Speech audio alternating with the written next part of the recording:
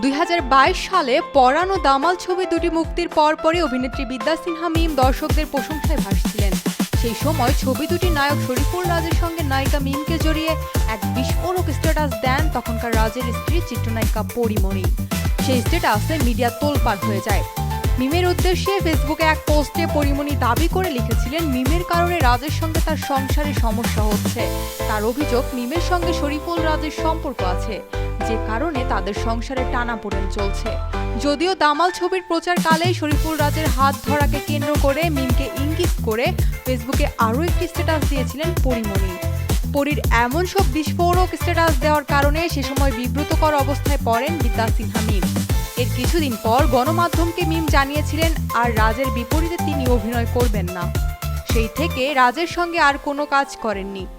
এতদিন পরিমণিকেও এড়িয়ে চলেছেন মিম। এই দীর্ঘ সময়ে কোথাও একসঙ্গে দেখাও হয়নি তাদের দুজনের। তবে গত শুক্রবার রাতে রাজধানীর একটি ফ্যাশন শোতে অন্যরকম চিত্র দেখা গেল। অনুষ্ঠান মঞ্চের পেছনে মিমকে জড়িয়ে ধরতে দেখা যায় পরিমণিকে। ঘটনা কি? মিম জানালেন, মঞ্চে ওঠার আগে এমনকি অনুষ্ঠান শেষে চলে আসার সময়ও আরও দুইবার এইভাবে জড়িয়ে ধরে ওই সব কথাই বলতে থাকেন পরিমণি। মিম আরও বলেন, প্রতিবার ওই একই কথা, আমার বাচ্চাকে ভালোবাসো না, আমার উপর রাগ রাখো না, যা হওয়ার হয়েছে ভুলে যাও, সব কিছুর জন্য আমি সরি। তখন পরিমণিকে আপনি কি বলেছিলেন জানতে চাইলে এই অভিনেত্রী বলেন, আমি বলেছি অবশ্যই বাচ্চাকে ভালোবাসি, তার বাচ্চাকে দেখতে তার বাসায়ও গিয়েছিলাম একসময়, সেটাও তাকে বলেছি।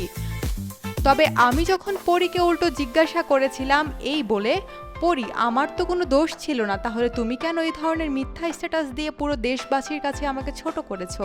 সে সময় আমি খুব কষ্ট পেয়েছিলাম। তখন পরী বলেছে, আরে ওসব ভুলে যাও, আমি সরি ওসবের জন্য, আমাকে ক্ষমা করে দাও, ওসব কথা মনে রেখো না, কষ্ট নিও না প্লিজ। তাহলে আপনি পরিমণিকে কি ক্ষমা করে দিয়েছেন? এ ব্যাপারে মিম বলেন, যেভাবে আমাকে বারবার জড়িয়ে ধরে নিজের ভুল স্বীকার করলো, অনুতপ্ত হলো, মানুষ মাত্রই তো ভুল হয়, আমার আর